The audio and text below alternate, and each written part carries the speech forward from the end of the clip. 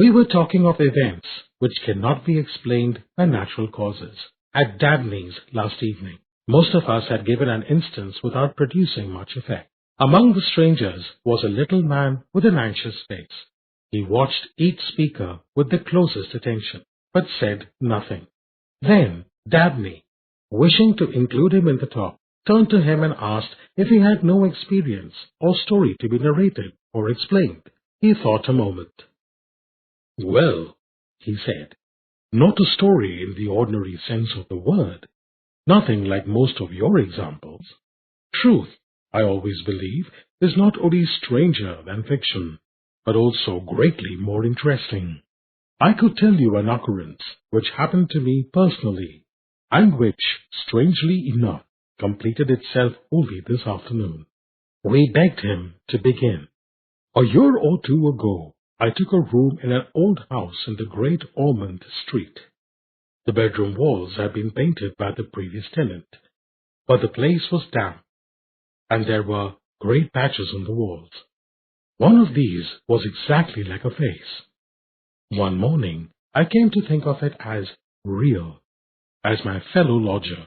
In fact, while other patches on the wall grew larger and changed shapes, this never did.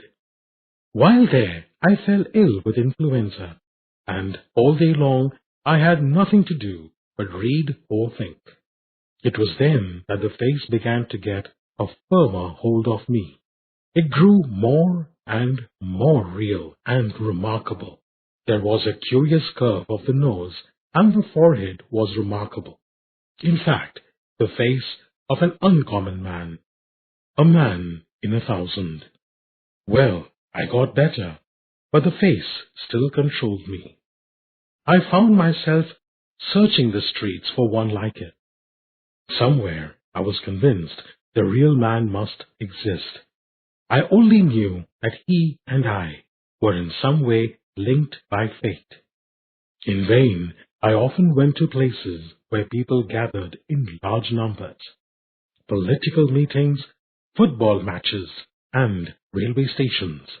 The search became madness with me. I stood at busy corners watching the crowd until people thought me mad, and the police began to know me and be suspicious. I never looked at women, men, men, men, all the time. I, at last, saw him. He was in a taxi, driving east along Piccadilly. I saw an empty taxi coming. "Follow that taxi," I said, and leaped in. The driver managed to keep it in sight and took us to Charing Cross.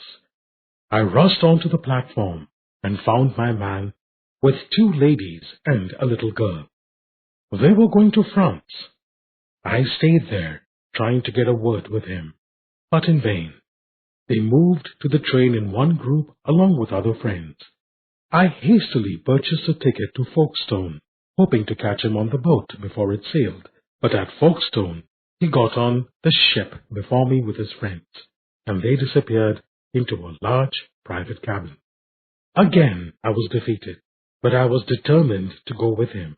I had only just enough for a single fare to Boulogne, but nothing could stop me now. I took up my position opposite his cabin door and waited.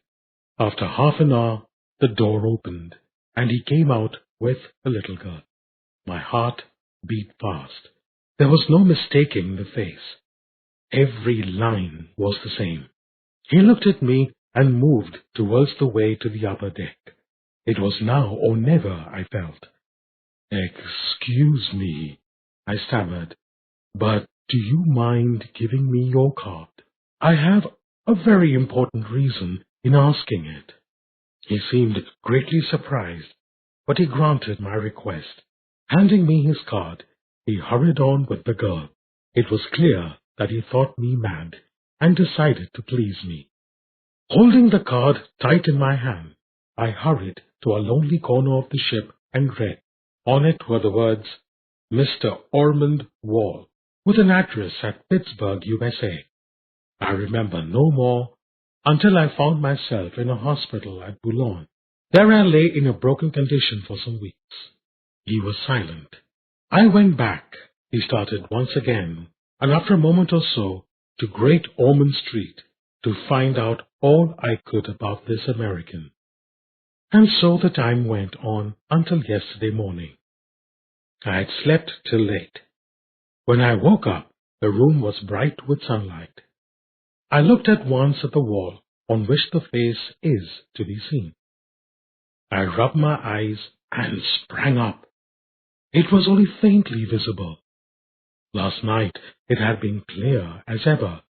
I could almost hear it speak. And now it was a ghost of itself. Confused and sad, I went out. The early editions of the papers were already out. I saw the headline, American Millionaire's Motor Accident. It read, Mr. Ormond Wall, the Pittsburgh millionaire, and party, motoring in Italy, were hit by a wagon, and the car overturned. Mr. Wall's condition was critical. I went back to my room and sat on the bed, looking with unseeing eyes at the face on the wall. And even as I looked, suddenly it completely disappeared. Later, I found that Mr. Wall died of his injuries at what I take it to be that very moment. Again, he was silent. Most remarkable, we said. Most extraordinary. We meant it too. Yes, said the stranger. There are three most remarkable things about my story. One is that it should be possible for a patch on the wall of a house in London not only to form the features of a gentleman in America, but also to have a close association with his life. Another one is that the gentleman's name should bear any relation to the spot on which his features were being so curiously reproduced by some unknown agency. Is it not so? We agreed with him, and our original discussion on supernatural occurrences continued with great excitement. Then he rose up and said good night. Just as he was at the door, one of the company asked him what he considered the third most exciting thing in connection with his interesting story. Oh, the third thing, he said as he opened the door. I was forgetting that. The third extraordinary thing about the story is that I made it up about half an hour ago. Good night again.